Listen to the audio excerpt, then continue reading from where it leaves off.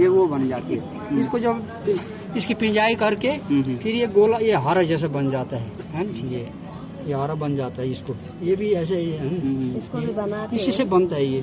बस जब इसकी पिंजाई हो जाती है फिर इसको हम पहाड़ी में डांखर कहते हैं। डांखर ये लकड़ी का होता है, बीच में इसमें थोड़ा सी दरार जैसी होती है, इसमें ये फंसा कर तो इसको ऐसे सिखाते जाते हैं। आप डिस्प्ले कर रहा हूँ, आप अपने वीडियो कर लीजिए।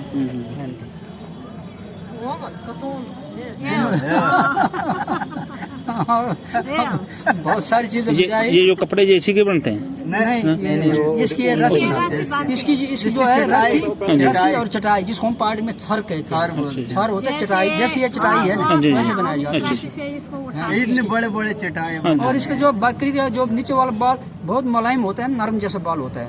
अंदर से जो बड़े बड़े तो ऊपर होते हैं, अंदर से भी कुछ नरम, उनका वो मिलता है क्या, पश्मीना।